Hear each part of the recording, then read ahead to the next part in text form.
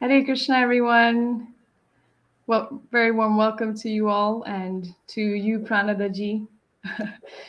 We're very excited to be having a conversation about Bhakti Shakti today, a book by Pranadaji about divine femininity and the goddesses that represent love and Shakti within the Bhakti tradition, and how to access our deepest calling from within. We'll hear more about it very soon. But Pranadaji is a celebrated author and a disciple of His Divine Grace Srila Prabhupada. She began her studies in the Bhakti Vedanta theology and philosophy back in 1974. So you've been doing this for a long time. She's a featured speaker in the film Women of Bhakti. Her first book, Wise Love, Bhakti and the Search of the Soul of Consciousness, won multiple awards, including the 2009 Montaigne Medal. Am I saying that right? Yeah, 2019 Montaigne Medal. Wonderful. Given for the most thought-provoking books that illuminate progress or redirect thought. So quite a profound award. Her second book, Bhakti Shakti, which is what we'll be discussing today, is about goddess of divine love. Is being received with much acclaim as well. She lives in Florida with her husband and is working on her next book, Prema Kirtan, The Sounds of Healing and Transformation. I am so thrilled and really excited in particular. Thank you so much. I've been looking forward to our conversation, and so nice to see you, and welcome everyone. My respects to everyone, and my sincerest respects to my spiritual master. We're so fortunate to be able to speak about Sri Radha, the Supreme Goddess. And I thought to begin, I could just read a short little paragraph from the book, which is in Glorification of Radha, so we can begin our meditation. We'll explore, the meaning of divine love and the feminine divine and these concepts that I speak about. But let's just read. This is in chapter 11, and this section is called Competent Lover. Throughout the millennia, the story of Radha's oceanic love has been immortalized in art, dance, sculpture, drama, and poetry. Her love is fully capable of capturing the unconquerable, Sri Krishna. If her beloved, the self-manifest Supreme Person, who is the origin, controller, and maintainer of the material and spiritual worlds, is captivated and captured by her love, how exalted is that love? Wow. Youthful Radha is an ocean of intelligence, mercy, beauty, splendor, and grace. Her transcendental body is complete with unparalleled spiritual qualities that, like a flower garland, drape her body. Her smile is effulgent, her speech pleasing. She is expert in joking and skilled in musical composition and dance. She's an exceptional singer and veena player. She's witty, full of compassion, bashful, humble, patient, graceful, playful, and respectful. Her eyes are always roving in search of her beloved. She forever keeps Krishna under her control with her love and is a master of achieving victory in love. Jai Radhe. Jai Shri Radhe. Wow.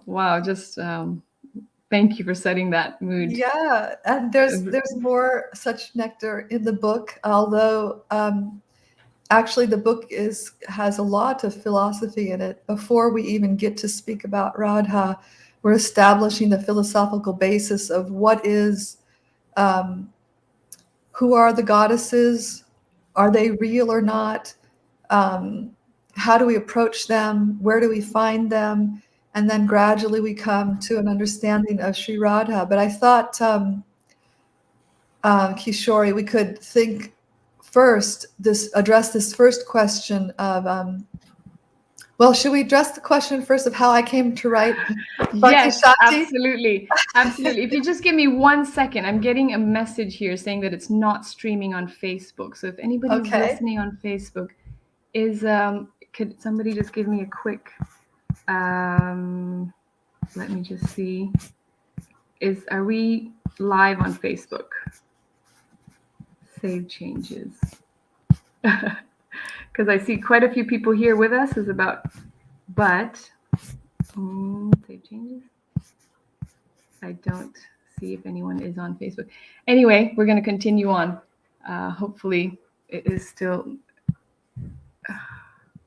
okay. Edit. Maybe I'm just going to remove a lot of the links and I'll add them again later. It might be because of so much of the description. I'm so sorry.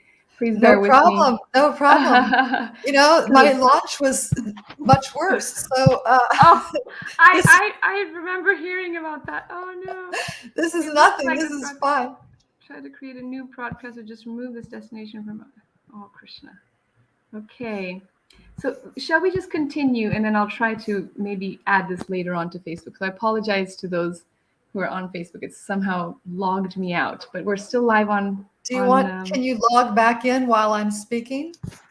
I could, no, it just says remove.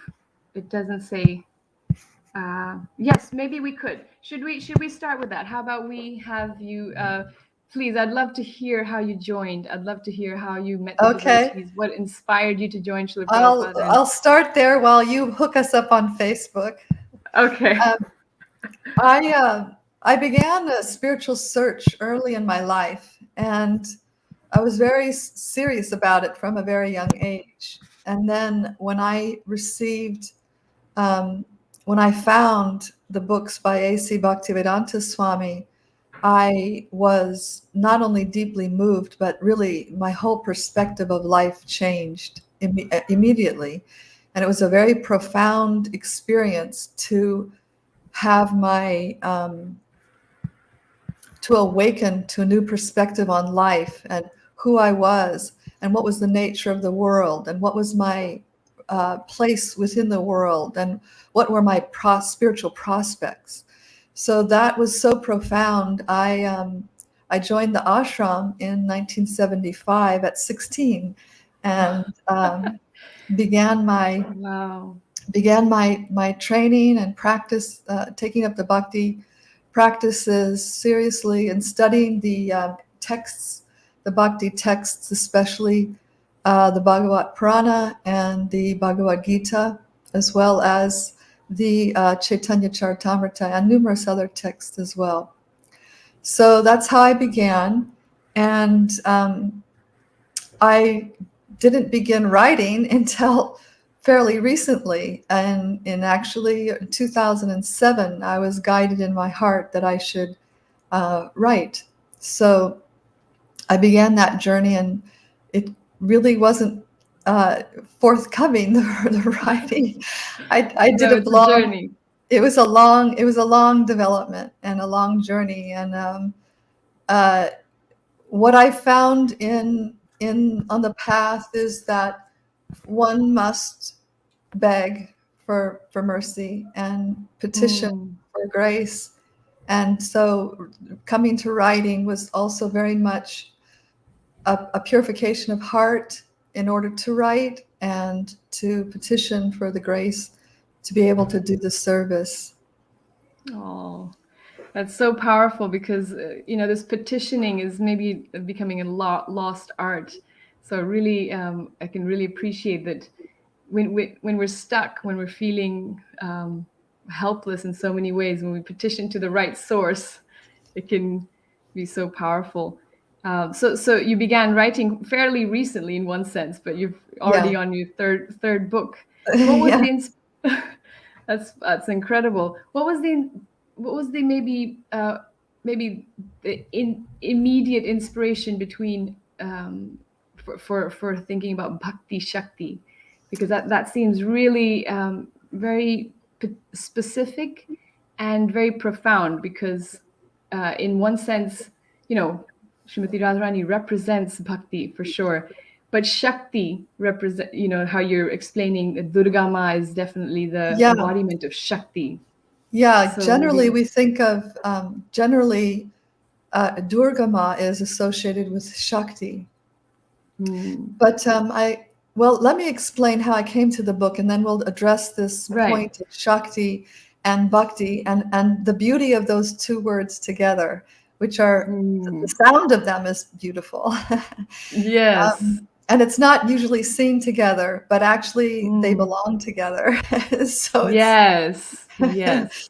it's beautiful. So I thought, when I began writing in 2010, I was listening to the global dialogue in the spirituality marketplace, and I was hearing a lot about the sacred feminine, the divine feminine, and I had a personal interest in feminism in the sense that I could see why feminism existed, what had driven women to take a stand where it's not okay to beat women, it's not okay to rape them, it's not okay to force children into marriage before they're ready, it's not okay to kill baby girls and Yeah. then put women into sex trafficking in these horrendous abuses Right. of women that go on in the world. So I understood the reason why feminism exists, and I support empowering women and stopping the horrors. So when I was listening to the conversation, and I was noticing how women in being fed up with the abuses were turning to goddesses. They wanted to hear about divine feminine instead of the male masculine and the way that the world has been managed in the recent history, let's say. Right. And so I was sympathetic with these people, which are both men and women. It's not just women, who are looking for alternatives, for trying to understand what are our spiritual options, and they were turning to goddesses. And initially, some years ago, it was to Celtic and Roman and Greek goddesses, other indigenous goddesses. And then Durga Ma, she was introduced into the Western world in the 70s, but she's really gained some attention in the last 15, 20 years, and more so even in the last 10 years. And as she's gained attention, I noticed that there were books about her, and there's little mention of Radha, number one, and number two, what was mentioned was Was was unbecoming. Like broke my heart being a follower of Radha. So I felt that it was important to fill in the puzzle pieces of the puzzle that these spiritualists were finding with a problem with chauvinism, and how to turn to what it would mean to turn to a goddess. How could we change that? But I found that they didn't have a lot of they didn't have complete information, and Radha is somewhat quite esoteric even in India, but she's completely unknown in the West. It's only been 50 years that she was introduced through the work of my spiritual master A.C. Bhaktivedanta Swami, that she has gaining some awareness in the Western mind. And so I felt that to properly introduce her, who is the secret gem of the Veda and Upanishads and Puranas, that she deserved a proper introduction into the West. And in doing that, I felt that we could understand better our relationship with Durga Ma, our relationship with Sri Radha in consequence, our knowing ourself and our relationship with ourself, and to add a dimension of spirituality that has been lacking in the world by really highlighting what is divine love. So before we talk about divine love, though, what if we because there's this question like, is Radha made up? We've not heard about her really. Is she made up? So I want to show, if you could show Kishori this slide that I created for everyone. Yep, I'm going to do that just now. It is really surprising that many people, even in India, say that I haven't actually. I'm sorry, it's kind of disappeared. So I'm just looking for it. Give me one brief second. Well, the thing is that the reason why there's a reason why she's unknown, but it's not because she doesn't appear in the sacred texts. But we do have to look for her, and we have to understand what we're looking at when we're finding her in the sacred text, and that requires some qualification and some not only interest but ability to see. So here we are, Sri Radha in the sacred texts, and I've put them according to the Vedas. Look at, she's in the Rig Veda, okay? Wow. She appears in the Rig Veda. Her Sri Radha Upanishad is in the Rig Veda. She's in the Atharva Veda, the Sama Veda. So she's at least everywhere. She's in 3 of the 4 Vedas. She's in the Upanishads, the Puranas, the Samhitas, the Tantras, and the Pancharatras, at least Narada Pancharatra. And I mean, some of these references are brief, some of them are longer. Look at, she's in the Navama Skanda of the Devi Bhagavat Purana. Wow. So, and I found in my research some very interesting quotes from the Tantra of Durga. Like, I'll read to you one thing which Durga says. This is in the Samohana Tantra, a sacred text of the Shakta tradition. Sri Durga Devi says, "The name Durga, by which I'm known, is Radha's name. The qualities for which I am famous are Radha's qualities. Wow. The majesty with which I am resplendent is Radha's majesty. Wow. That Mahalakshmi, Sri Radha, is non-different from Sri Krishna. She is his dearmost sweetheart and the crest jewel of his beloveds." So we hear from Durga Ma directly that she, and then also in the text, I quote from the Padma Purana, where Shiva is speaking with Parvati and explains that sorry, should I continue sharing that, or are you done with it? No, I think we're fine with the share. We're done. Okay. So and Shiva, in speaking with Parvati, explains that Radha, he's kind of explaining to Durga Ma, Radha is the Adi Shakti. You're the Adi Shakti in this world, but the Adi Shakti of you is Sri Radha. Wow. And what she represents is so confidential. It is so high in the spiritual in the spiritual understanding that she is largely kept hidden as the gem of the Upanishads.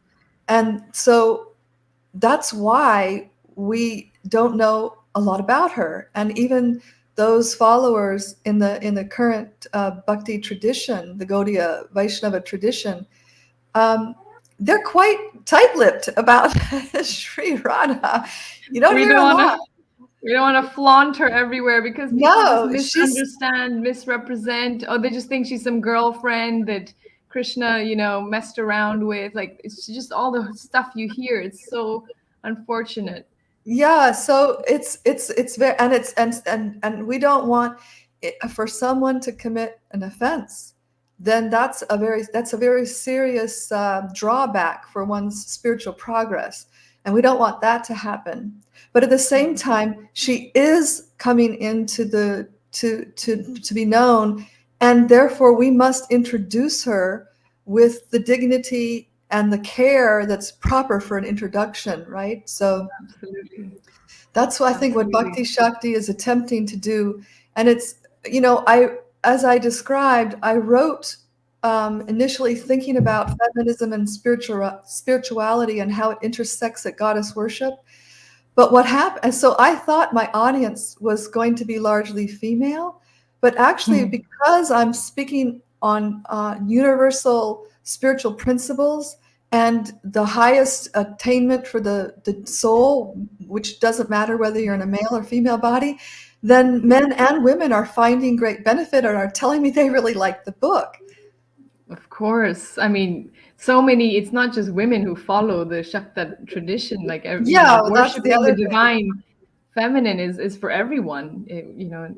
Like this quote was absolutely astounding. I'd love to, make that known as far and wide as possible, that Durga Ma herself is saying that her origin is all in Srimati Radharani. Wow. Yes. It's called, I don't use this term in the book, but we have a term called Swayam Bhagavan, which means the original personality of Godhead, right? From which all the incarnations come. And we also have something called Swayam Shakti, from which all the Shaktis come. And one of the things that I primarily deal with in Bhakti Shakti are the three main energies. And understanding the Swayam Bhagavan Shaktiman and the three main energies is really what has formed the philosophical basis of all the Vaishnava, the four Vaishnava schools. And even Sankaracharya, he was wrestling with the nature of the absolute in relationship with its energies. So everyone, all the Vedic philosophical schools, the four Vaishnava schools and the Advaita school, is based on this understanding of Shakti. So it's extremely important theological conversation. And it's not just an important one for the East, but also for the West, because we're wrestling with the same aspects of reality, right? What is the nature of the world with the Supreme Being? Is the Supreme Being a being or an it? So these are philosophical questions that are foundational to all the systems. And what I do in Bhakti Shakti is we're here in the Bhakti texts that there are three primary energies. So instead of looking at the hundreds and thousands of different kinds of energies, which there are, I focus on three. And what are they? They are the spiritual energy, the material energy, and us, the jiva, who can decide where they want to go. Do they want to reside in the material energy? Do they want to reside in the spiritual energy? And who are the goddesses that lead them on that path? So staying in the material world, we have Durga Ma. Going to the spiritual world, we have Sri Radha. And what does she, Durga and Radha are work together because they're both mothers of the jiva, giving shelter to the jiva, to the atma. They're our shelter. And we know Durga Ma as the giver of our body, our situation here in this world. But what is she doing? She has a three-pronged trident. And she's poking with the gunas. She's poking and she's saying, "Wake up, children, wake up. Go to the other side. I'm happy to facilitate you here, but this is not where you belong." And it's to Radha you should go. And then Radha is opening her arms and beckoning us, come to the land of love, to your home. Come and let me and take my shelter. Wow, that's just so wonderful. And what you're saying, that they're both there for us as a mother, depending on our own desires. We get the body and then we get the gunas according to our desires. They're not there to just torture us, and No. they're fulfilling our natural desires that we're telling them about. So it all Yeah. depends. They are loving. They are there for us, and how we take shelter, what we tell them to manifest, they are facilitating that, just like Krishna says. Yeah. So that's so It's just beautiful. that Durga Ma has to use tough love because we're thick-headed. And Oh yes. Oh and yes. we're thick-headed and hard-hearted.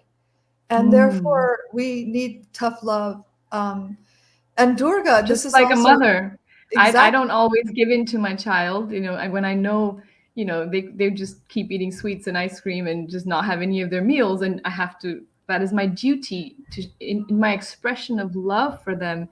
I Exactly. must create healthy boundaries and show them self-discipline, and yeah, how to.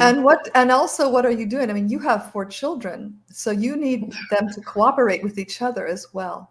Yes, And so yes. so what is Durga? She needs everyone to cooperate. So what does she do? Well, there's a system of justice called karma.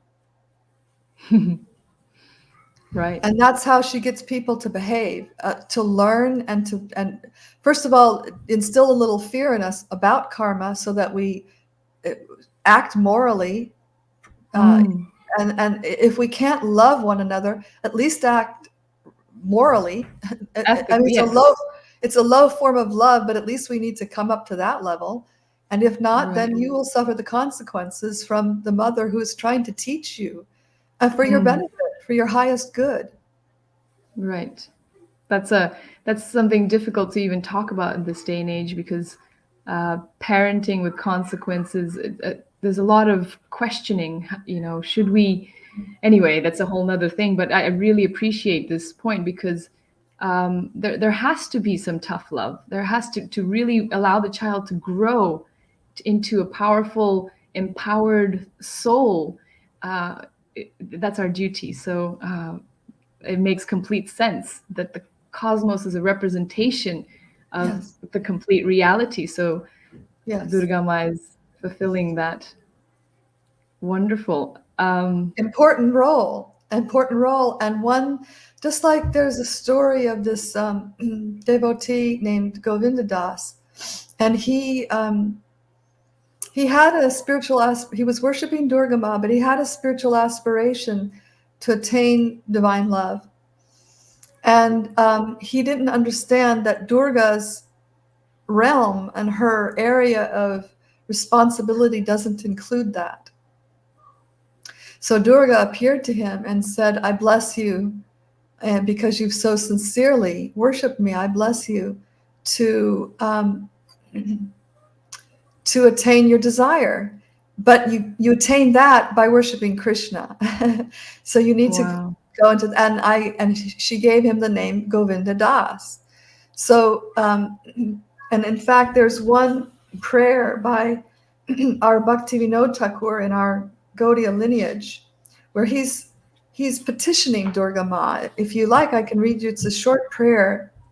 He Sure. says, "O Goddess Yogamaya, O Mother of the worlds, when will you be merciful to me and remove this veil of illusion? I have heard of your glories in the Vedas and the Agamas. You imprison souls who have turned away from Sri Krishna in this world of birth and death. To the fortunate souls who turn toward Sri Krishna, you give liberation. You free them from fear and grief. O Mother, please be merciful to this servant. Please don't cheat him. O Maya, please give him a place in Vrindavan, the realm of Bhakti Shakti." That's how it's What? approached Durga. That's the ideal Wow. approach, is with great reverence to bow to Mm, Durga, ask her help to be free of illusion and attain our highest possibilities in transcendence and love of God. wow. So, what is this love that we speak of? You know, it's very hard for us to relate to because mundane love is a poor reflection of it. It's a shadow of it. But even mundane love sends us spinning, and shows us that there's a different plane of existence. I mean, if anybody has experienced falling in love, like becoming very infatuated with another person, it's mind-boggling, life-altering, and it makes Other out-of-body experience. out-of-body experience. It makes you soar, right? I mean, it dies after Yeah. a short period of time, but we get a tiny Glimpse. glimpse. If we hadn't have had that experience, we get a tiny glimpse that that this is the nature of love, that it is consuming, it is glorious. We hanker after it more than any other emotional experience. We want love. We need love. We must have love, and that is true on a existential spiritual level. We must have love. That's why we're not satisfied with anything short of pure love. But so to think about divine love, it helps to hear about those who have divine love, because their experience, what manifests in their body, is so powerful. It gives us a little glimpse that, oh, this is so different from the love that I have experienced. And not only that, but it's so exalted in compared to what I experienced. What could be that experience? What could be? And not only is what that experience, but it's a state of being in eternal being. So if you achieve it, that's where you land up eternally. It's like, who wouldn't want that? What are we waiting for? Why are we hesitating? If we really understand that we are spiritual beings, not this body, not this mind, not this sojourn, not this incarnation, not the next 15 incarnations, we will do something serious to attain our spiritual prospect. And that is turning to divine, to the process of bhakti, to culture a heart, to soften a heart, to melt a heart in love of God. And who shows us that? Sri Radha. She's the supreme exemplar of this type of the purest love. And what is the nature of that love? It is absolutely selfless. It is completely serving. It is like you hear when Radha is separated from Krishna. This is an example. I think we, in our situation, we are so separated from God in many ways that we're unsettled in our being, in our life, in our job, in our experience in relationships. We're just unsettled because we're not rooted to our source. But Radha has never been uprooted from her source. And what is that experience? If she smells the fragrance of his transcendental body, she swoons. There's so much love there. Just to smell the fragrance of his body, she practically loses consciousness. To come within his vicinity, her heart is gripped and her feet won't move further. And if she's separated from him, her friends have to, with all their energy, bring her back to consciousness and say, it's all right. You'll see him again soon. You'll see him again soon. This is actually this nature of the soul. We must have connection with our divine friend, our divine other. Otherwise, we're lost. And the reason why we're not having that experience is because we have forgotten that love, and it needs to be cultured. And she's the exemplar and the ideal of that love that calls us and says, come into this dance of divine love that I'm dancing with the Supreme Person. I'll make a place for you too.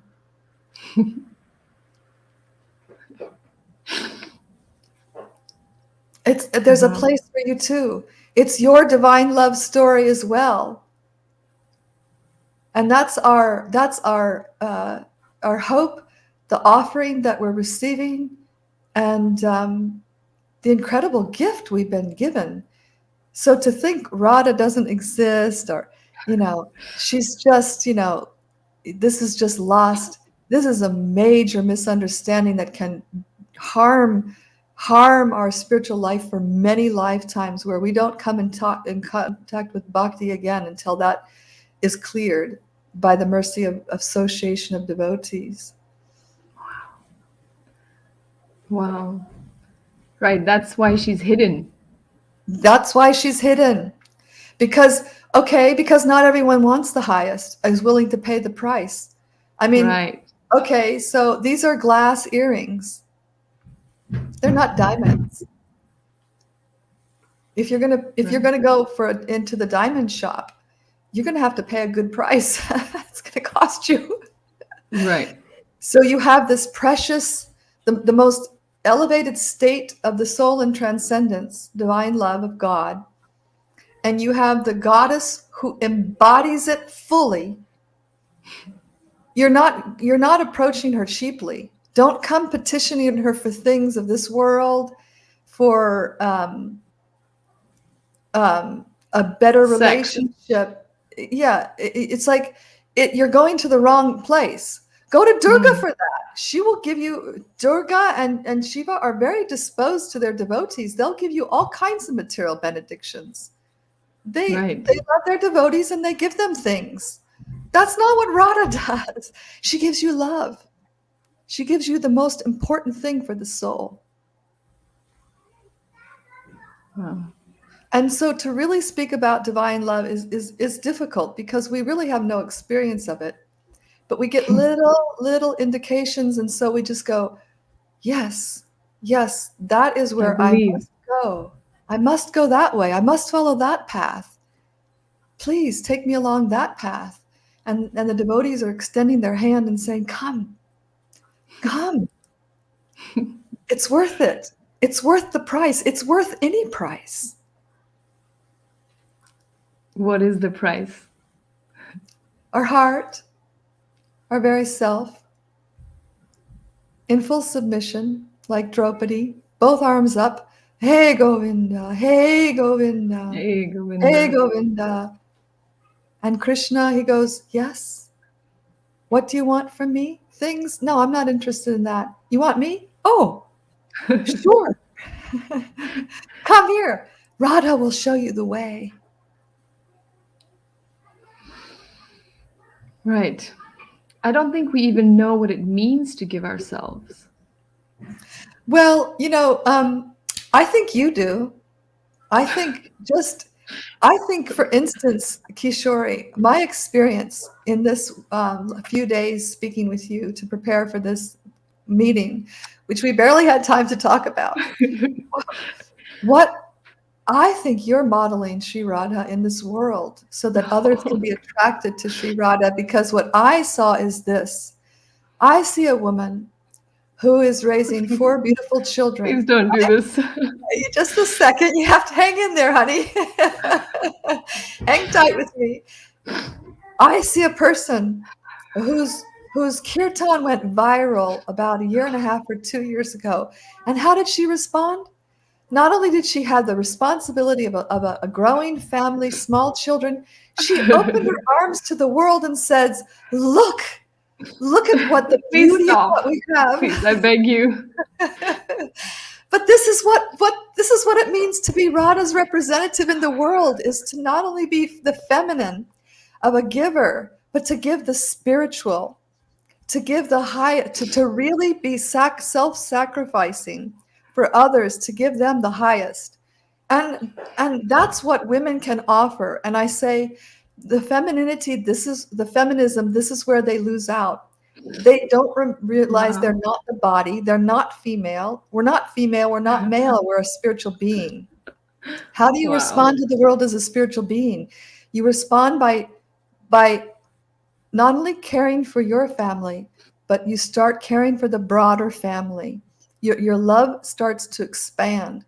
And as that love starts to expand, you realize soon that I just don't want to give material love. I want to give the higher spiritual benefit for these people that I care about. Why are we having this conversation?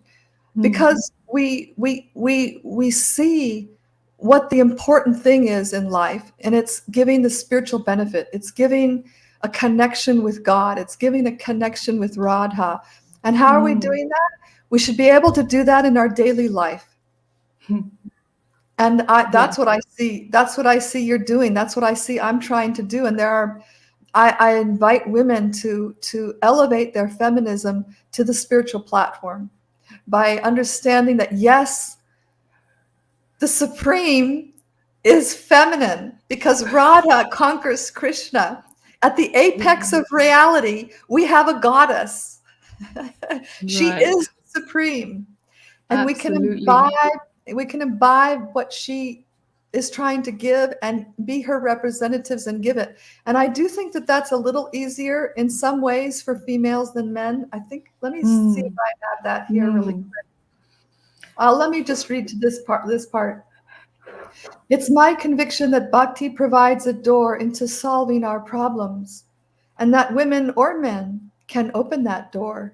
Still, because as a generalization, women are blessed to be distinctive givers, they may more easily open and enter. We can draw on our natural feminine qualities early in the practice of bhakti to understand and enter more deeply into the nature of spiritual love and service. Wow. Then we really have the tools to start ending the violence of the world and the ills. And we're talking about feminism and the mistreatment of women and children, but there are so many ills in society. And I have a statement in Bhakti Shakti where I describe how, men love as much as women, and women hate as much as men. This is not a divide on male, female. This is a divide on the false ego, not the male ego. And women, if they elevate, it's the false identification of the body. And so if you're identifying with a woman as a woman, and you are claiming that it is through women that we're going to make things better. No, it's through establishing ourselves on a spiritual platform that changes it. That changes us, that changes our family, that changes the world. It's so powerful. Like, just wow. So I would just like to, what's going through my mind as soon as you describe all this is that this is a learned behavior. Like when you're saying Radharani, she calls us, and all the other Vaishnavas, they help us along this almost impossible path, because it's a price. You have to pay a price. But it's a learned behavior in that I see the sacrifices of your generation, of my mother, of you, Pranadaji, and so many glorious women who joined Srila Prabhupada, not as women, as truly empowered in their ability to give themselves to Krishna, to Srila Prabhupada, to this path of the spirit. And seeing that, if there's any inkling in me, it is only through being in that association, in seeing how much joy there is in giving. Do you see how the beauty of bhakti is? It just wants to share itself. I want to glorify you. You want to glorify me. This is like a manifestation of love. We're witnessing right now in this moment a manifestation of bhakti generated from the heart through a bhakti practice, through a sincere practice of taking the holy names of Krishna. And this is what happens. We're deeply changed. Yes. And deeply joyful. And deeply joyful, and deeply and called to a responsibility to give this to others. This is powerful. It is the most important thing. Yes, our work is important, our family is important, and with all due respect, more important is sharing the spiritual knowledge, the spiritual path. And it doesn't mean giving up my family or disrespecting my family or disrespecting other people. It means holding them with the kind of love that God holds us. It means representatives of this in this world.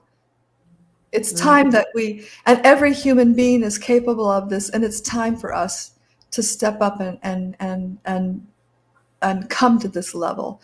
And we do it through a practice, through taking Krishna's holy names. Wow.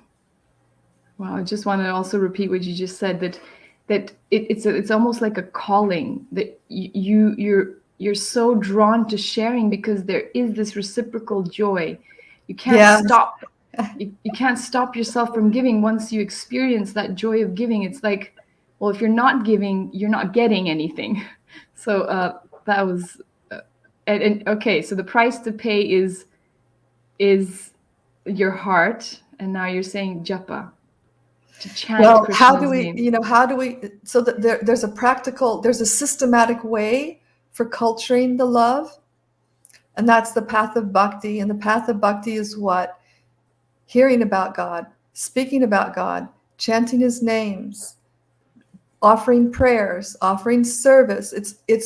It's engaging in a personal relationship with God. That's the practice of bhakti. And of these practices of bhakti, the centerpiece, the central most important practice is chanting God's names. Why?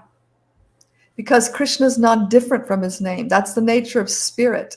He is present in his name. The whole spiritual world, Srimati Radharani, is present in the Hare Krishna Maha Mantra.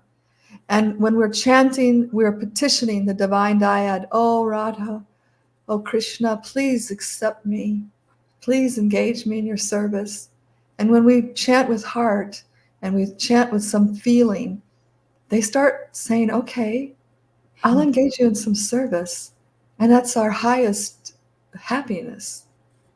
Then we start really experiencing the joy of the self, which is a very exalted happiness. The happiness of merging into Brahman or trying to annihilate the self is,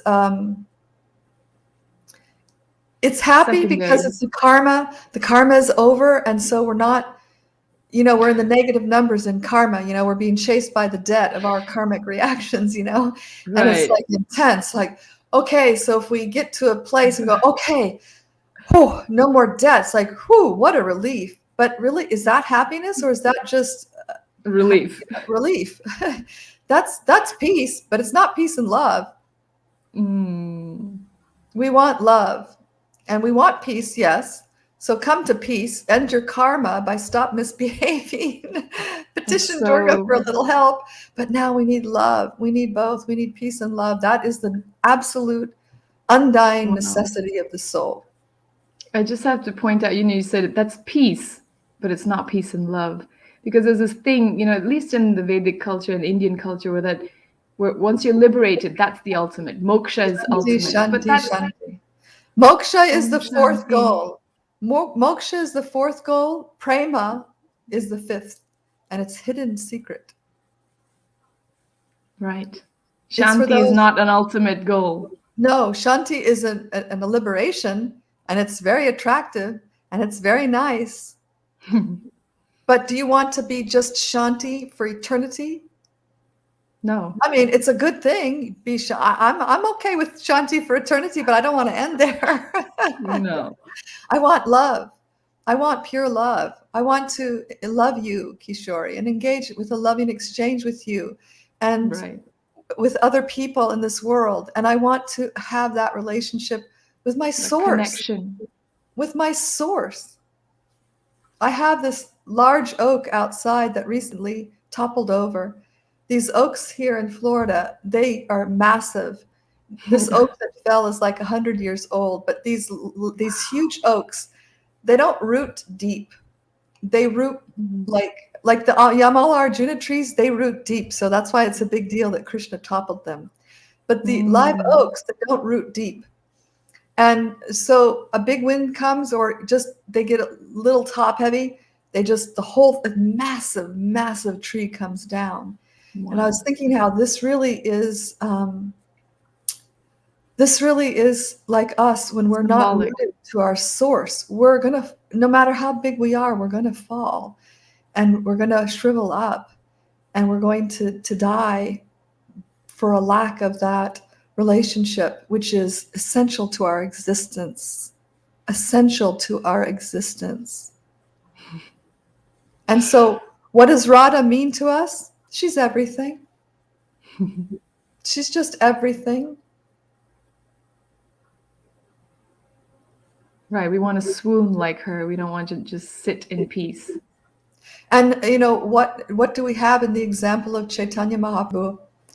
We have Krishna bewildered about the intensity of Radha's love, such an intense love that he himself doesn't even experience the joy, the ecstasy she's experiencing, and he wants to taste that.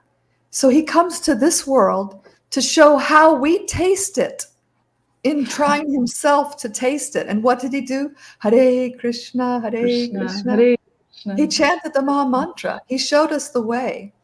Radha's way is chanting the Maha Mantra. It will take us to their lotus feet very swiftly. It'll take it takes care of all of what you can get from karma, gyan, the yoga marg, any philosophical system. That's given and much more with the holy name. Much more.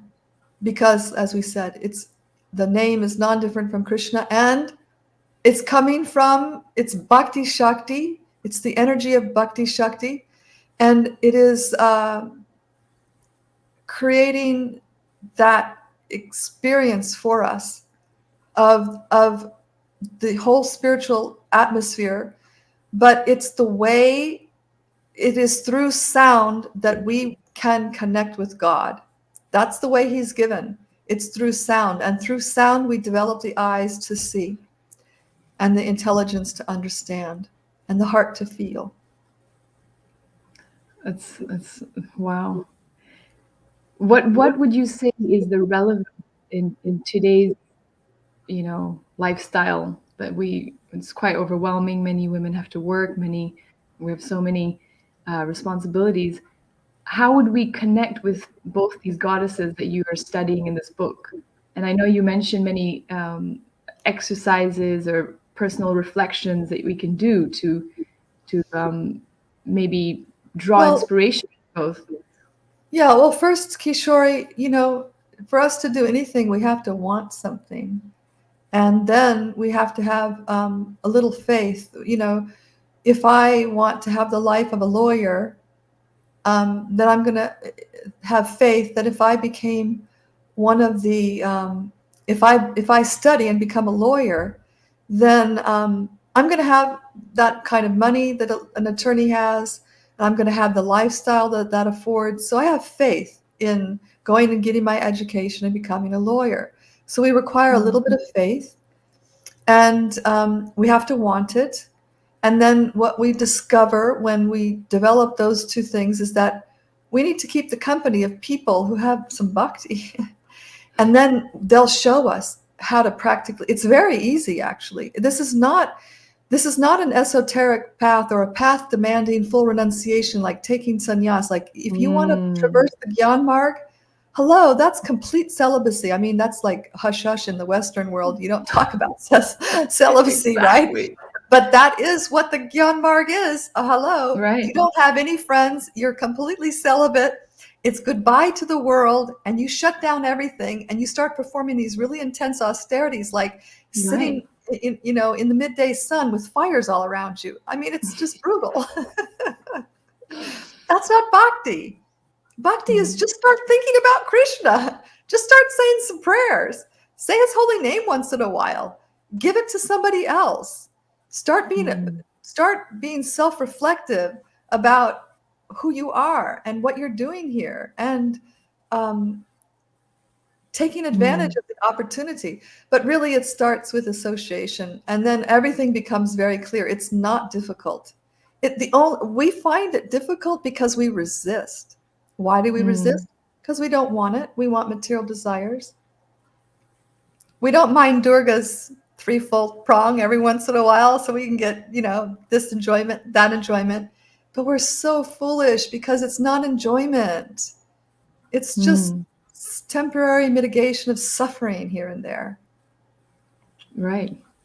Well, like you were saying, we haven't really experienced that. So, Krishna describes that you're only going to aspire for something higher if you truly experience it once in a while. So, in that association, when we're with people who are experiencing it, we can get a glimpse of that. Okay, this is Yes. truly enjoyable. Yes. And then when we have that association and we have that glimpse, then we are inclined to take up a practice, because ultimately we require a spiritual practice. We're not going to get rid of the material impressions in the chitta without a spiritual practice. That's a given. It's just that the bhakti practice is easy. It's a culture of love in very simple ways. How do I love a person? Well, I make them a meal, to have a beautiful meal. So I make a meal for my supreme friend, and I offer it to him with love. Or if I invite someone to my home, at least I could offer them a glass of water. And if they're really tired, a place to lay down and take rest. I mean, if we just do the same thing we care for other people we care about with Krishna and Radha, we're on our way. Yeah, halfway there. Yeah. It's just about treating them as real people. That's the more right. we believe. This is the important thing, and a part in Bhakti Shakti, I take some time actually to talk about this. We have, both in India and the West, we have this idea that the goddesses and gods, they're myths, or they're like archetypes to follow, or they're really distant. It's like all too vague. It's all too vague. But I do want to point out, as I do in Bhakti Shakti, that not one verse of the thousands and thousands and thousands of verses in the sacred texts call these gods and goddesses myths.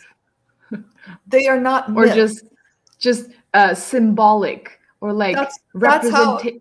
That's exactly how they're taken, especially in the West. I'm less familiar with India, but especially in the West, it's all talked about symbols, myth, archetypes. Take this example, Durga's example shows you respect for the earth and others, but it's just way more than that. These are real people like you and me here sitting down and talking, Kishori. And if we start thinking like that, our attitude can change toward them, toward our own existence, and the opportunities that we're afforded by taking them as real. The entire process hinges on the fact that they must be real to us, and they are.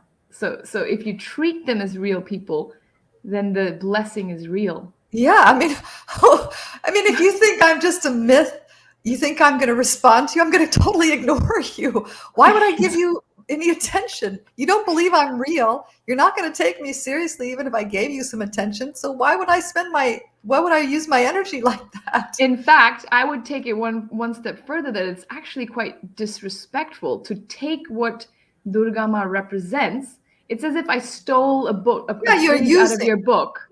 Yeah. And then I was like, and then the tendency is to be like, well, actually, I am that.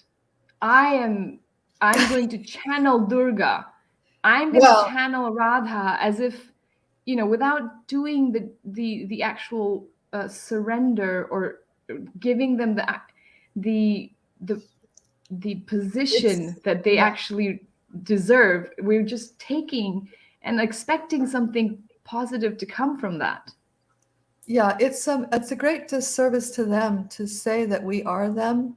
We are very finite living entities.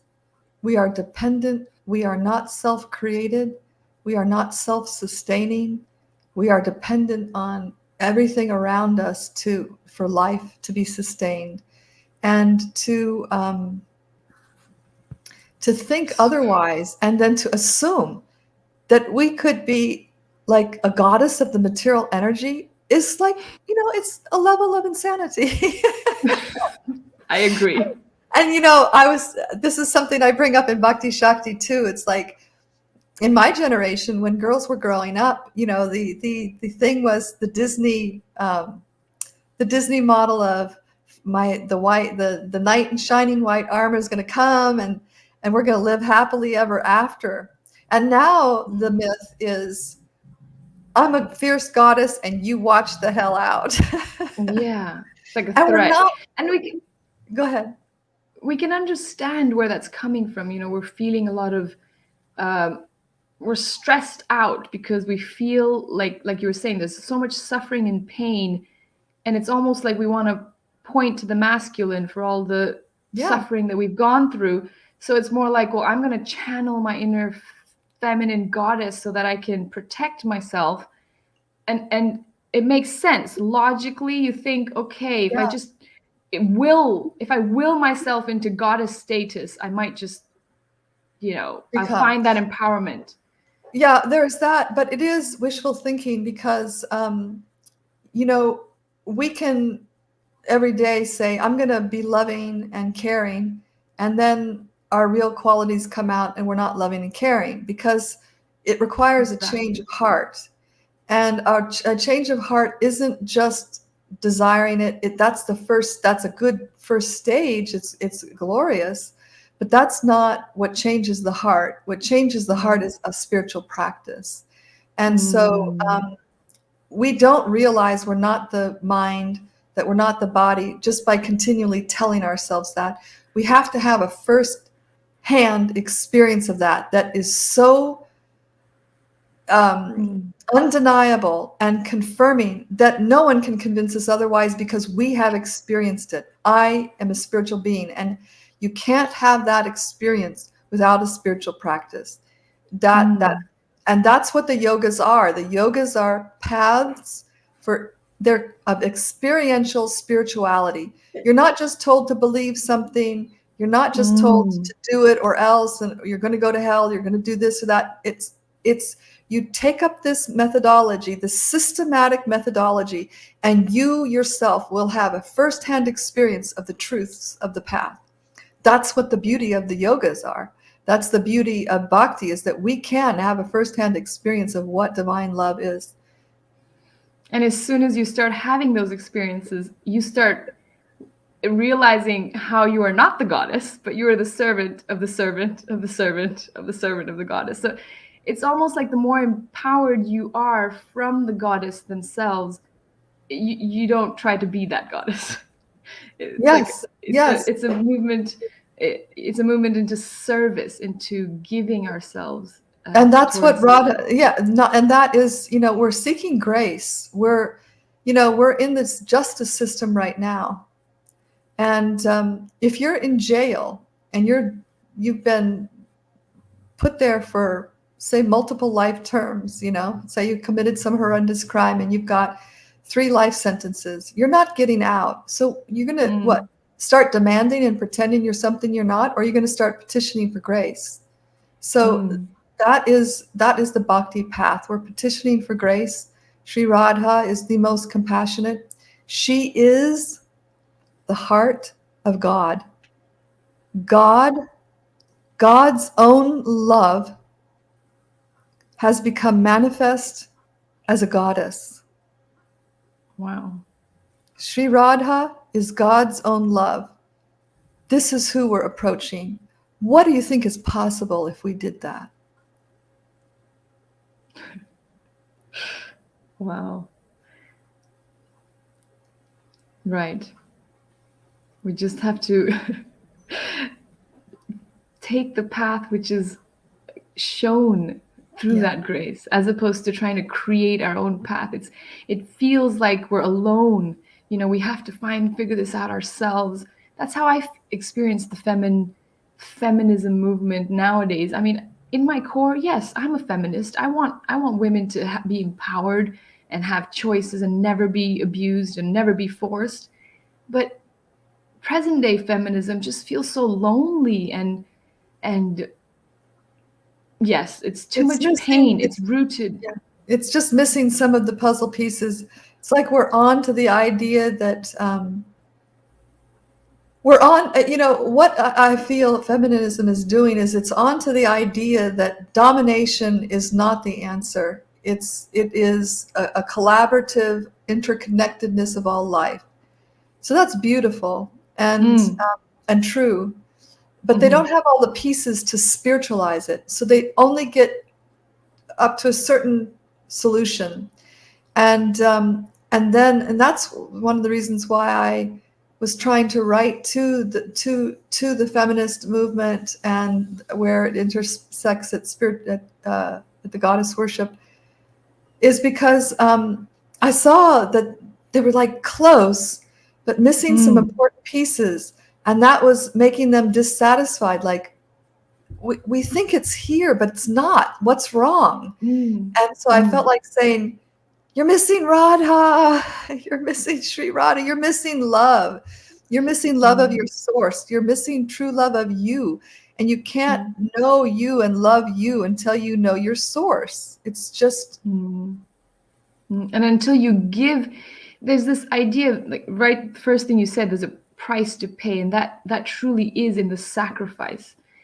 I feel like just in general, the Kali Yuga mentality is to get something without giving something. Even in the modern feminism, we can see that, well, I want all my rights, but, you know, not necessarily have to understand that actually giving ourselves is such a powerful tool in that empowerment, in our feminine empowerment. Like, if we don't learn how to give in service, that is the crux of bhakti, then it's just like you're saying, we're just fighting egos and based on gender, and that's not really empowering anyone.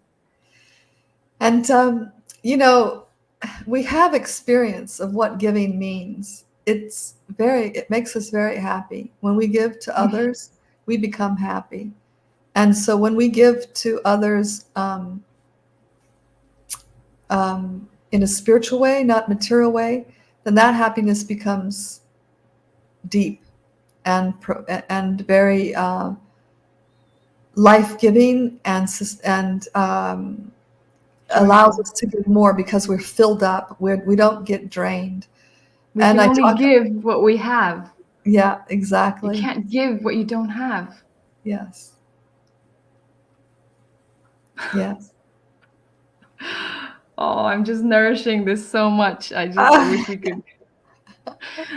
Oh, well, I have so many questions through my mind that, you know, maybe, so what would it look like in our day-to-day life? You know, I mean, I'm fortunate enough to have, you know, husband and kids and be sheltered in this way, but what would be something that you know, feel would help, let's say, the modern woman who's trying to really figure out, how do I become more feminine? How do I tap into, without being abused, without being scared and defensive, but how do I because, you know, you got to have a worthy person to give your love to as well, in one sense, right? You know, and now you have very intelligently, Kishori, tapped and hit on the essence of the topic. Divine love requires a divine object of love. Perfect love requires a perfect object of love. I describe in Bhakti Shakti, I once did a 4-year experiment in unconditional love. And I'll leave the details out, and you'll have to read the book to get the details. But it was a very difficult experience in my family. There were some members that were really in trouble, and a child was in danger. So I did that experiment, and in some ways I think it failed because I was missing some key elements. One is the main one, which is what you just touched on, is that in order to love unconditionally, we need to be connected to the source of that love. Otherwise, we will run out, and human love will not fill us the way love of God will. So we can be unappreciated, even though we love unconditionally. Others may not be able to receive and reciprocate that love. And unconditional love, we think, oh, it shouldn't be reciprocated. But I can tell you that we can't go on empty forever. Right. And so the only way we fill up is in connection with Krishna.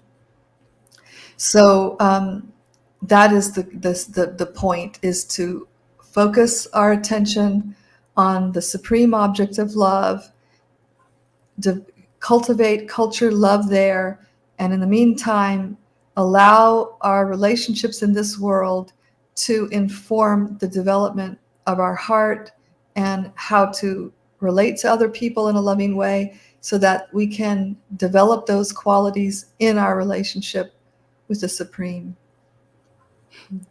And as far as like what can we do on a practical basis, well, there's so many, practical things that we can do, but I just go back to it. It requires a spiritual practice. And that doesn't mean you have to spend 5 hours a day in the spiritual practice. But there's a lot of, like, in the association of others who are practicing bhakti, you'll learn a lot of like simple tips. Like, when I first became a Gaudiya Vaishnava, when I first took up the path, I practice every day seeing other people, seeing the soul, looking at another person and seeing the soul in their heart. It was very, very powerful. I started realizing the soul in people's heart and my own. I'd look in the mirror and I'd look at the soul in my heart and how the super soul is sitting there. So that's like, doesn't take any time. It just takes attention. Some of it just takes attention. But ultimately, we must take the holy names. The mantra meditation will progress us on the path in a way that just simple, tricks like thinking about the soul will not. And that can be, any amount of time in the day, but something with intention, attention, and an attempt to feel. Not, it is the matter of controlling the mind, but more than controlling the mind, it is a chance to try to express feeling. Prayer. And allowing yourself to be vulnerable in a way that you can build that faith and trust, because you believe in Krishna and you allow yourself to be vulnerable in that moment, and that just so much magic can happen. Wow. Were you going to add something? Because so you're saying basically we need to fill up in our filling up of our cup to give doesn't come from other relationships, because nobody can truly help fill that up. Everyone's going to fall short. The only person that can truly fill our cup to be able to give and experience that joy is Krishna himself. And to make that connection through our daily practice, some routine meditative work. And that really rings a bell, really resonates with me, because whatever we do with the children, whoever is around you, whoever Krishna has put you with into your life, I really feel strongly that whatever inspiration we get from Krishna, whatever mercy and grace flows into our life, the way to give it back are those people around you. So me giving back to my kids and my husband or in-laws or congregation, whoever's around me, that's actually reciprocating with Krishna for giving that grace. And seeing them. Yeah, your vision changes, right? Our perspective changes, and we start seeing the presence of God everywhere, the presence of Radha everywhere, and exactly what you're saying. We're in our exact situation for very specific reasons, for us to learn certain lessons and for us to practice giving and loving in sometimes less than ideal circumstances. It's a heart exercise that we're being asked to engage in. Right. So the only way to fill it is from him, but the only way to give is because you can't give right back to Krishna in a, challenging. You can. But he's not going to come and tell you, like, hey, that wasn't really cool. I don't know about that, Kishori. He comes a lot, tell me a lot. I got a long way to go. I'm always getting, like, get this right. I've got a long way to go then. No, but I'm sure you get the messages. I think you get the messages, Kishori. Through my kids, through them like screaming at me and my. That's the point. That's the point. He comes to us where we are, through our body, through our relationships, through our experiences. This is how we're being guided, how we're being instructed, how we're learning, how we're developing. Wow. Okay. Okay. Right. So would it, how would we be able to maybe develop like a little bit more, if we could touch a little bit more on the feminine side, in the sense that now if we mention even the qualities that you read of Srimati Radharani right in the beginning, there's always a red flag that goes out, like saying, well, maybe, that's just so that they just want women to be soft and nourishing and not really be outspoken. She's bashful. And there's this idea that the Vedic epitome of Sita Devi and Srimati Radharani is that she's very shy and she's very demure, and that's kind of frowned upon as a real feminist of the modern day, where we should have a loud voice, we should be just to be heard, we must show our strength. Is there some way to understand why the softer aspects and the characteristics of Srimati Radharani have importance in our day-to-day life? How should I be aspiring to build those qualities in myself? So I think there's a couple of things going on in what you said. And yes, feminism does not look highly on the idea to call certain qualities feminine and certain qualities masculine. Right. They push back on that. But why are they pushing back on that? It's because the feminine qualities look like, we think of maybe humility as a feminine quality. It's softer, right? And where does humility get us in the world? Dangerous positions if we're too servile, and how is that empowering to be a servant? And so there's a lot of reasons why they don't want to name certain qualities feminine. Personally, that's a huge topic within feminism, if there are such a thing as feminine qualities. I think there are feminine qualities, and what we're seeing Me too. I mean, we can get into a debate about it, and I'm sure that there's many good points to make, but my personal perspective is that there are qualities that are considered feminine. They're softer. I mean, and there are certain characteristics that are like these are generalizations, but generally women are nurturers and networkers and caregivers. And what's wrong with that? But beyond that, then, so that's one part of your question, is like these qualities are seen as bad, and what is good about them? The other point to make is that what we see in the world is a reflection of spirit, and they tend to be like what's high in the spiritual world is kind of low in the material world. So inverted, perverted. It's an inverted, it's an inverted reflection.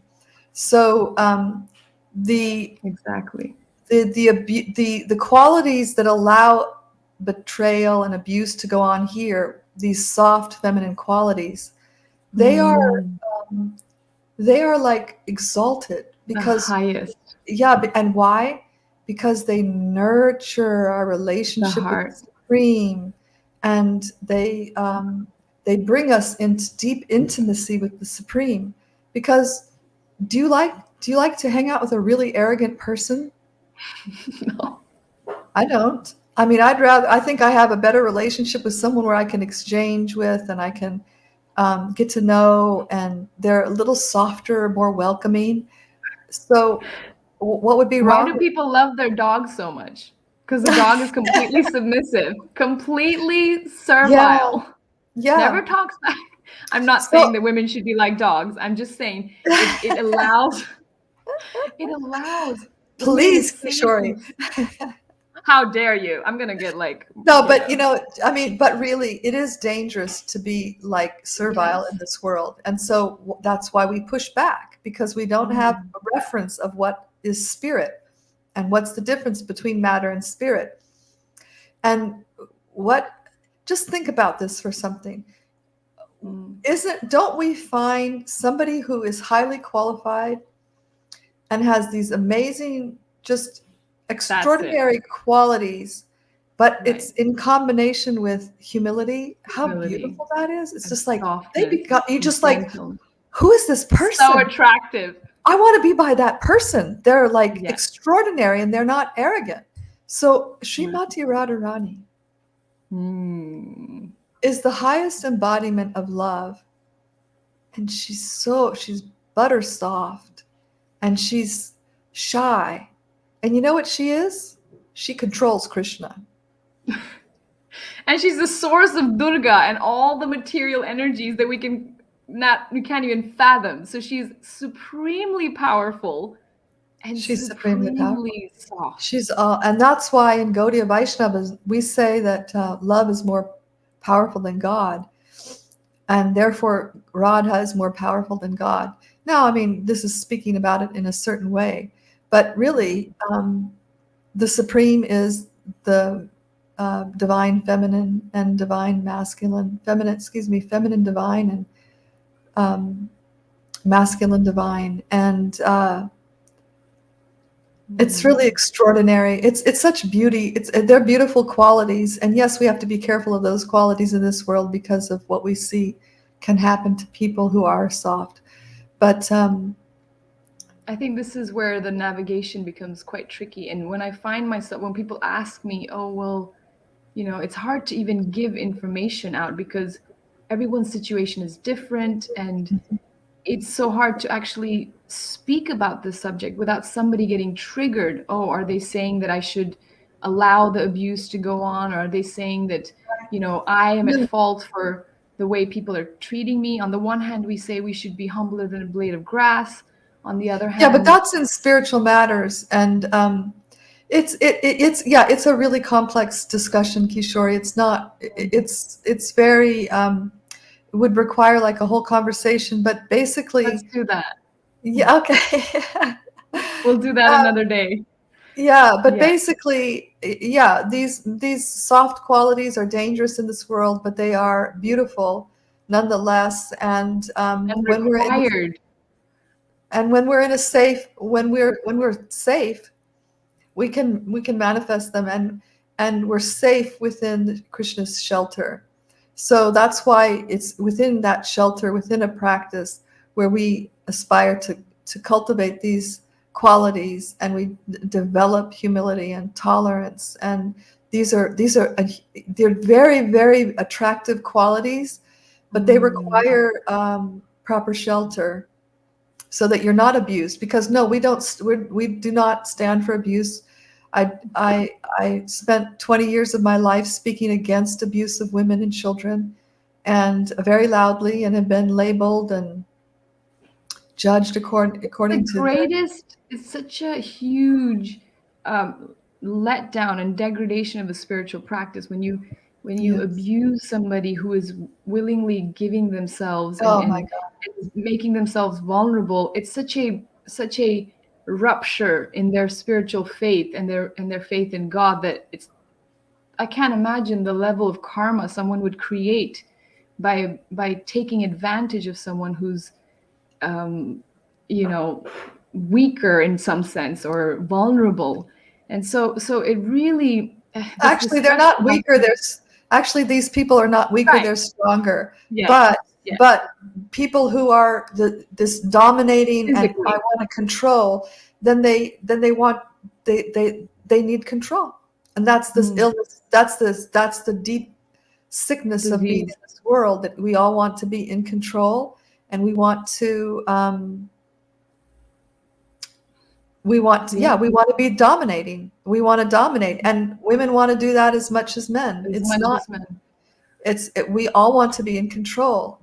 The beauty is surrendering to Krishna, but not surrender. Like, this gets into really practical things, but it doesn't mean surrendering to Krishna. It means surrendering to a husband that's beating you, which some people say is what it means, and it doesn't mean that. We're not speaking about that. And so, like you said, in fact, right, like if any men are watching this, it should be so clearly preached that force is never applied in the Vedic system, unless you're a child or something. Like in one sense, even after speaking the entire Bhagavad Gita, Krishna says, I leave it to you. It's your choice, Arjuna. Like dharma cannot be forced on someone. It must be taken up out of your own free will. If God wanted to force us, he could just show up and snap his fingers and we would all be purified. But that's not the goal. He doesn't want forced love, forced obedience. As a parent, I don't want that. I don't want my children to live in my fear. So it goes, this is, in an effort to save and protect dharma and protect bhakti, we do tend to see that force gets used, and that's when the whole thing just falls apart. It's awful. But the fact is that we're in the world. The material world is a place of this type of behavior, and even in spiritual institutions, we are not. We see it, and it is very unfortunate. But we don't condone it, and we should speak up against it. And we should, whether it's in a spiritual institution or the society at large, we should stand up against it. Mm-hmm. Right. We should protect our sisters. Women in India are starting to do that. They're starting to get fed up. I see these groups of women in the villages taking sticks and going to the house where they know the man is beating their wife regularly, and it's like, that's it. We're not taking it anymore. I'm like, yes, it's about time. No, force is completely out of the question. And so in an environment where we may have, there's also this idea that we've got to fight the patriarchy, and without like accepting a blanket statement like that and kind of harboring some ill will towards the masculine in general, how do we protect ourselves from not going that far, to that extreme as well? So from one extreme of, yes, women do get abused, women do, we don't want to go to the other extreme as well, and just then throw the baby out with the bathwater and then think that all masculine represents control and domination. And because what I'm imagining, in order to develop these feminine qualities, they have to be in practice in some space in our life. Yeah. The one point that I make in Bhakti Shakti is really interesting, and that is, all the Shaktis are feminine, and the Atma is a Shakti. So the Atma is feminine, and the Atma is in different kinds of bodies. The Atma is in female bodies and male bodies, but the Atma itself is feminine by nature. Okay, so there's a few things you can think about this. It's very interesting, because like in spiritual circles nowadays, the politically correct thing to do is to take a gender neutral position. But the soul isn't gender neutral. Now, in material world, we have a male or female body. And in the spiritual world, you can also have a male or female body, like one of the males coming into your room, two of the males coming. I know. But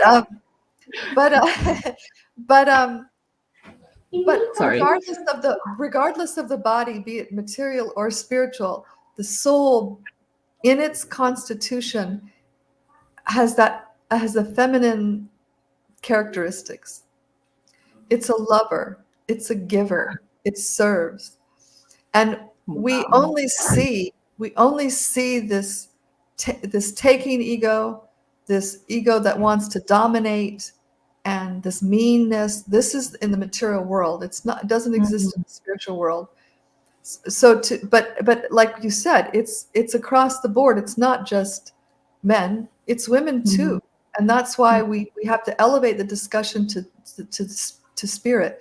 and talk about elevating ourselves to the platform of the soul, to see with the soul's eyes, to hear with the soul's ears, to change our perception, to change our perspective.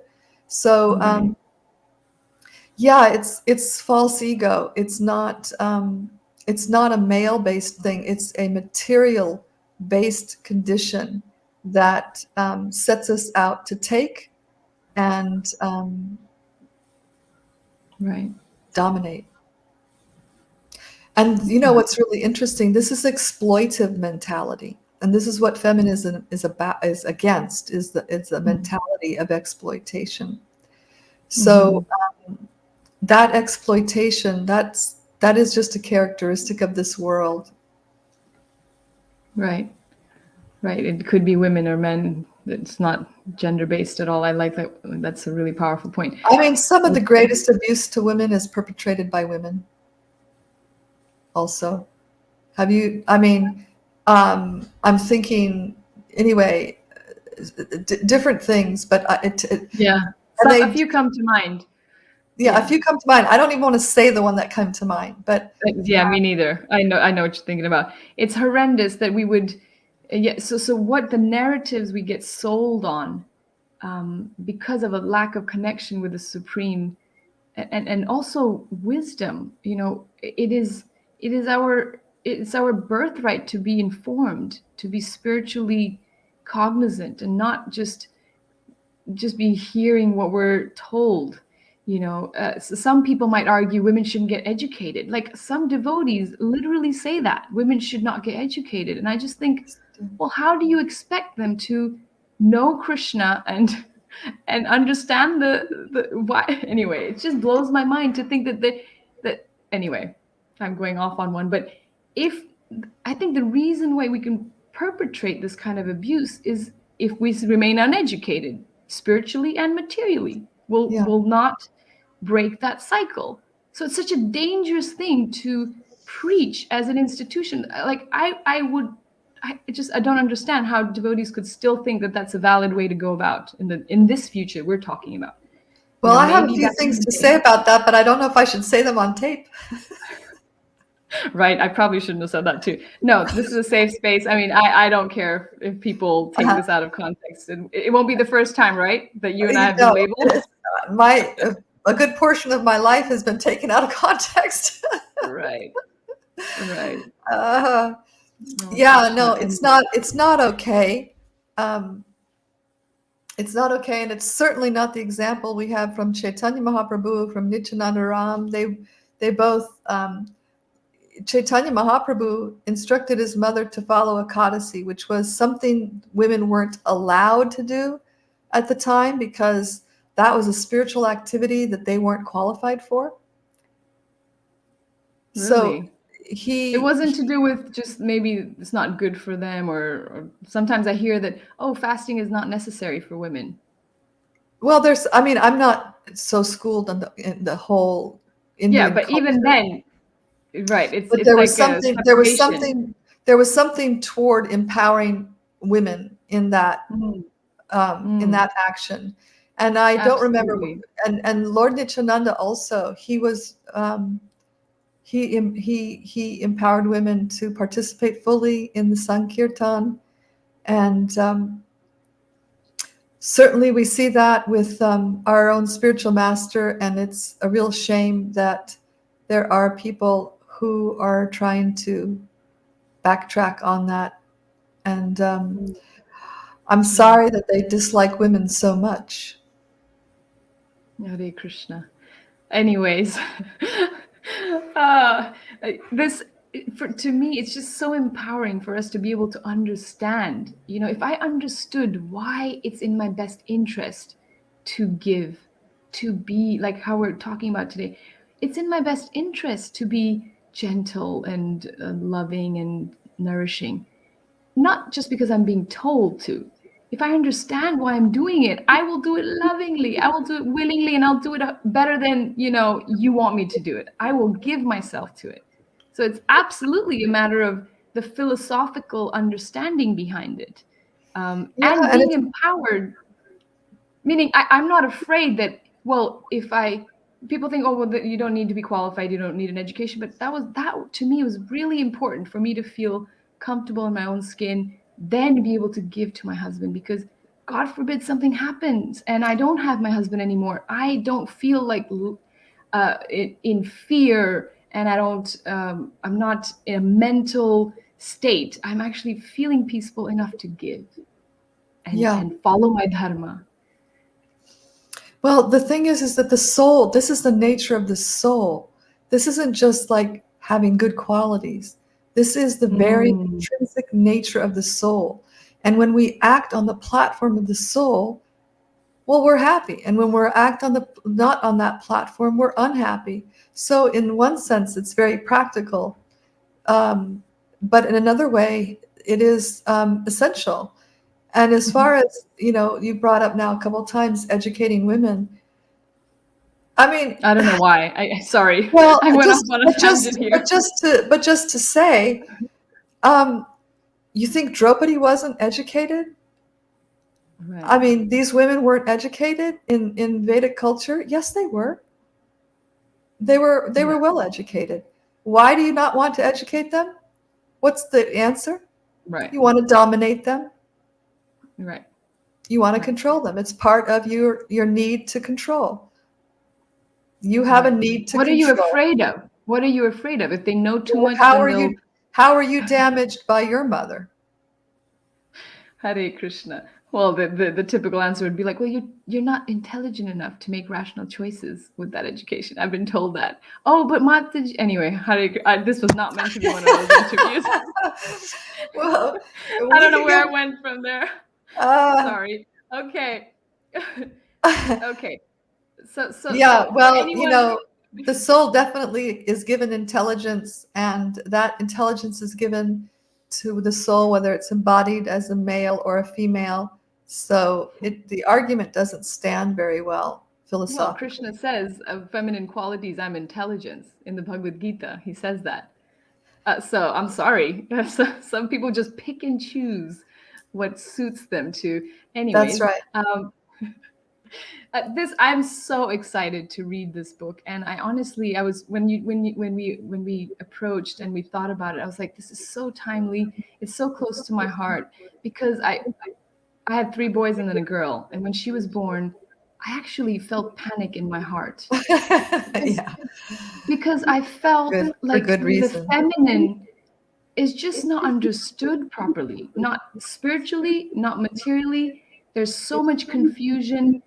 And I was just worried for her. Like, I find it a miracle in my own life that I've somehow found, my way to find some joy in bhakti and in giving and being in serving my husband and serving my children. I find it a miracle. And I don't expect that many women will be able to find that, because it's difficult. So my panic, truly, it's so close to my heart to be able to express that there is a safe space to experience and, well, it's our responsibility. It's our responsibility as mothers and grandmothers and aunts to make sure that our girls and our children are given the very best. And so you act with you educate them. You educate them. You show your boys how to. You show your boys how to treat women. You show how they are to treat their sister. You model that behavior yourself. And women need to stop being quiet about what they see is wrong. And it's a lot. It's hard to speak up, because by nature we don't want to bring attention to ourselves. Most of us are, just let whatever, we're not going to change everything. But I think the more that we speak to what we see is wrong, the healthier our society will be. It's our responsibility to do that. And good that you have some panic. And I've heard that from several other women who had girls. It's like, I'm not letting my daughter be treated like I've seen other women being treated. Good. And then the fathers, and we need the fathers also following suit. I'm not letting my daughter being treated like I've seen some men treat women. Because it just can't come only from the women. It must also come from the men. Absolutely. Part of that panic was also trying to pass on the feminine qualities, because I also see that as being completely lost in this day and age as a pushback. Yes. And I truly believe that if we don't cultivate those feminine qualities, we cannot truly be happy. We cannot truly fulfill our full potential. So anyway, my point was about this book. I'm so fascinated and so excited to understand the connection between the soft and loving and vulnerable aspects in bhakti but in conjunction with Shakti, which is full. Durga Ma, doesn't take crap. We're not here to just take crap from the world just so that we can prove ourselves in bhakti. Sometimes it seems that way. Sometimes it's glorified. Oh, look at how Draupadi just tolerated. But she didn't truly. She wanted to drape herself in the blood of Dusashan. She wasn't just... And then, of course, she showed so much compassion in the end, because that's our nature. We get angry, but we're full of compassion. So both of those in conjunction, bhakti and shakti, they're not separate. They're, like you're saying, they work together. So I'm just so excited. I'm so grateful. I'm so grateful we got to sit together and talk about these really important topics. And, I'm a little careful to talk about the Me too. certain ones, although maybe we should have more frank conversations about it. Well, you just said we shouldn't stay quiet. Yeah, well, I did act on my own advice. I did not stay quiet. And so, but does this audience even know what we're speaking about? Well, they're still here. 125 people are still here. So I'm happy with that. I mean, dear devotees, we're so grateful. And if, we're getting so many beautiful comments that saying really great, really helpful. And this is my greatest desire, is to empower women in bhakti. And you feel like the embodiment of that. And because we need strong women, we need women who understand why we have to be submissive and loving and nurturing. The world needs us. The world, the children, the next generation needs it. Yeah, and we need women who are really trying to transcend their humanness, and in that way set an example, because every person is able to elevate themselves beyond these bodily designations and all the problems these designations cause. These are real serious problems. And but I think it is important to talk about the practical aspects of it too. And so I do speak about, at least in some general terms, in Bhakti Shakti, and then I turn the reader's attention to a spiritual practice, because one thing is for sure, we are not going to solve the world's problems completely. The world exists with problems. It's the way it is, and it's not going to change. We can try to make some adjustments and do the best we can in our life, but ultimately these are intractable issues, and we have to seriously take our own spiritual practice, so that whatever can be done, because it's only going to be through spiritual solutions. Material solutions are not going to work. We've seen it. We've seen feminism doesn't really work. If it did, it would have worked by now, because the first wave of feminism in the United States began in the 1900s. The second wave was in the 1970s. It would have resolved the problems, but it's spiritual. There are only spiritual solutions to material problems. And I know that you do speak about, you guide the reader through self-exploration of how to connect with that divine love in the book. Yes. I request everyone to immediately go and get the book for your friends. And that's the other thing that's interesting about the book. As I said in the beginning, in many ways I was writing two women, and because I'm so passionate about empowering women and stopping the abuse to women and children. But because it's universal, I'm hearing that people outside Gaudiya Vaishnavism are finding a lot of benefit. People who are practicing devotees, different cultures, men and women. Everyone's saying don't mistake this for a book on feminism. That's what people are telling me, and I feel that way. Yep, don't mistake Pranadaji for a feminist or me. I mean, there's nothing wrong with being a feminist, but it's just about how we use it. What is the outcome? What is the intention behind our and actions? what does it mean also? There's a Right. lot of misunderstandings about what feminism is. Right. But we can definitely, I would be so happy to do this again, and we'll try, if that's okay with you. We can. Yeah, Kishori, really such a joy to be here with everyone and talk to you. What a blessing we have to be able to sit and speak about elevated topics. We are so blessed. Feel so nourished right now. All these comments are going to disappear, but just so you know, there's like hundreds of comments coming in saying that they really appreciated this topic. So we're forever grateful to you, Pranadaji, for really putting in your heart. I knew you when you were a little baby, but seeing you all grown up is like sweet. Oh, thank you. Please bless us all. Okay, everyone else, all the description is the links are in the description. For some reason, Facebook has shut off, but if you go to YouTube, and I'll try to share that again. What's your website, Pranadaji? pranadacomtois.com. So if they see the book, the website is my Bhakti Shakti. Yeah, my name, Pranada Comtois, COMTOIS. So it's pranadacomtois.com, and there's more information. And they can download a free book at my site called exploringbhakti.com, called The Inner Loving Self.